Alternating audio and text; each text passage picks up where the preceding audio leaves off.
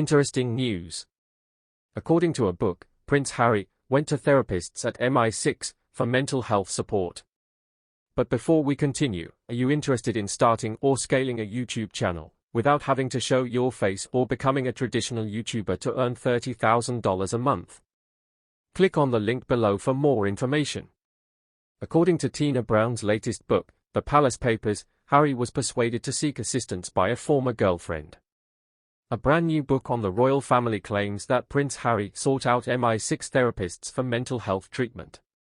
More than 30 years of the Queen and her immediate family's lives are examined in Tina Brown's book The Palace Papers, Inside the House of Windsor, The Truth and the Turmoil.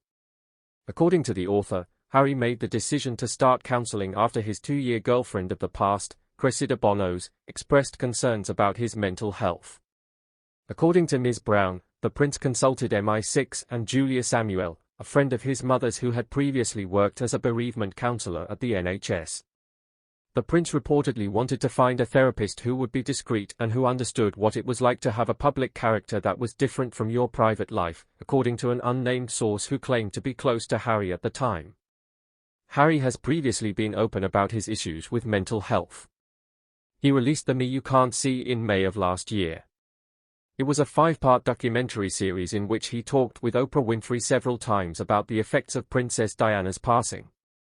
One episode included him participating in a therapy technique called eye movement desensitization and reprocessing, which involves a sequence of swift eye movements and tries to assist patients in revisiting and accepting any previously suppressed trauma.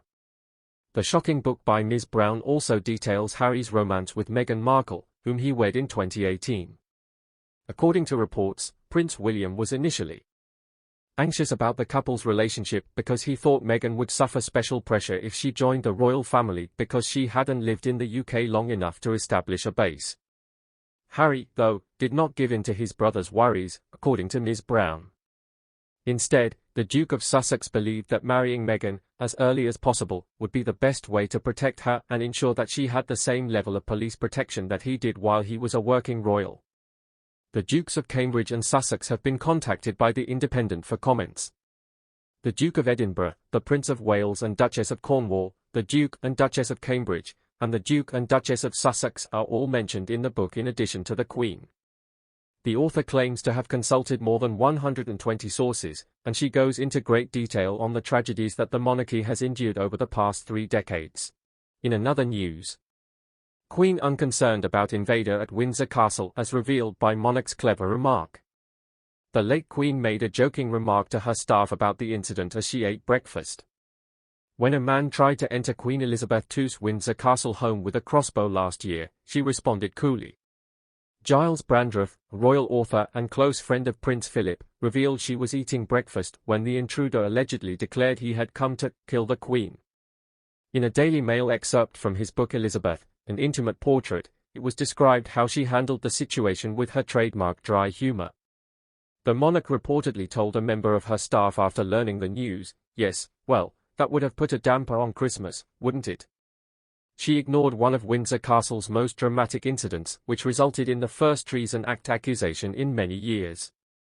On Christmas Day 2021, Jaswant Singh Chahal, a resident of Southampton, is accused of scaling the castle's walls using a rope ladder. Prior to the Queen's traditional Christmas message, Chahal, 20, reportedly entered the palace grounds and declared his intention to kill the Queen. The last case heard under the Treason Act was in 1981, making charges under it uncommon. Marcus Sargent fired blank shots at the Queen as she rode down the Mall in London in 1981, and he was sentenced to 5 years in prison under the Act. The 1351 Treason Act and this law are the 2 treason laws in the UK. William Joyce, who aided Germany during the Second World War, was the last person to be charged under the more severe act. Thanks.